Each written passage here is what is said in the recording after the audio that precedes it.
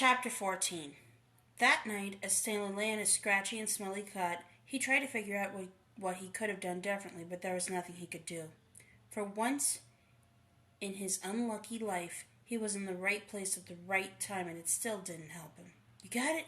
he asked X-Ray the next morning at breakfast. X-Ray looked at him with half-opened eyes behind his dirty glasses. "I don't know what you're talking about," he grumbled. "You know," said Stanley. "No, I don't know," X-Ray snapped. "So just leave me alone, okay? I don't want to talk to you." Stanley didn't say another word. Mr. Sherm urged the boys out to the lake, chewing sunflower seeds along the way and spitting out the shells.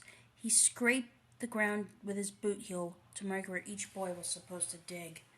Stanley stamped down back on the back of the blade of the shovel pierced in the hard, dry earth. He couldn't figure out why X-Ray snapped at him. If he wasn't going to produce the tube, why did he make Stanley give it to him? Was he just going to keep it? The tube was gold in color, but Stanley didn't think it was real gold. The water truck came a little after sunrise. Stanley finished his last drop of water and stepped up out of his hole.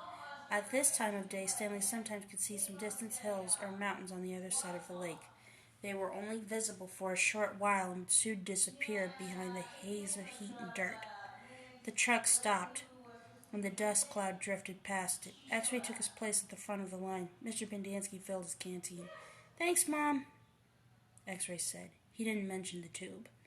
Mr. Pendanski filled all the canteens and climbed into the cab of the pickup. He still had to bring water to Group E. Stanley could see them digging about 200 yards away. "Mr. Pendanski!" X-Ray shouted from his hole. "Wait, Mr. Pendanski! I think I might have found something!" The boys all followed Mr. Pendanski as he walked over to X-Ray's hole. Stanley could see the gold tube sticking out of some dirt on the end of X-Ray's shovel. Mr. Pendanski examined it and took a long look at its flat bottom. "I think the warden is going to like this." "Does X-Ray get the day off?" asked Squid. "Just keep digging until someone says otherwise," Mr. Pendanski said. Then he smiled. But if I were you, Rex, I wouldn't dig too hard." Stanley watched a cloud of dust move across the lake to the cabin beneath the trees. The boys in Group E were just going to have to wait. It didn't take long for the pickup to return. Mr. Pendanski stepped out of the cab. A tall woman with red hair stepped out of the passenger side. She looked even taller than she was when Stanley was down in his hole. She wore a black cowboy hat and black cowboy boots, which were studded with turquoise stones. The sleeves on her shirt were rolled up, and her arms were covered with freckles, as was her face. She walked right up to X-Ray. "This where you found it?" "Yes, ma'am. Your good work will be rewarded," she returned to Mr. Pendanski. "Drive X-Ray back to Camp, let him take a double shower, and give him some clean clothes. But first I want you to fill everyone's canteen." "I just filled them a while ago," said Mr. Pendanski. The warden stared hard at him. "Excuse me?" she said. Her voice was soft. "I had just filled them when Rex—" "Excuse me?"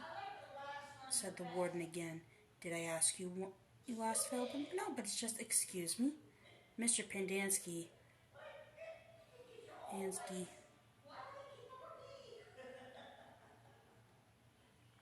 stopped talking. The warden wiggled her finger for him to come to her.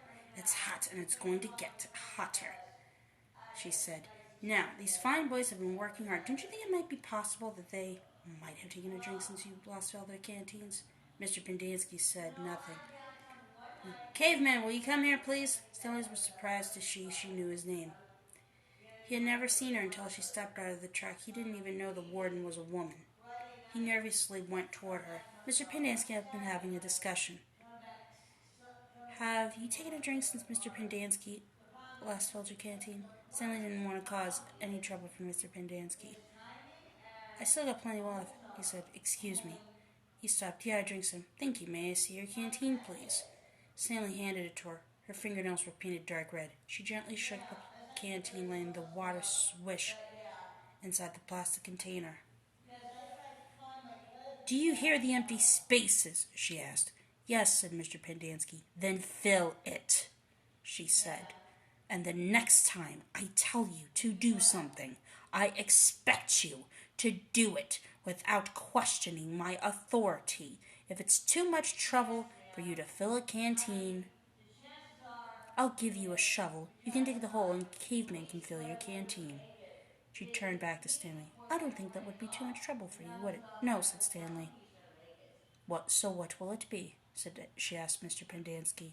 Do you want to fill the canteens, or do you want to dig? I'll fill the canteens, said Mr. Pendanski. Thank you.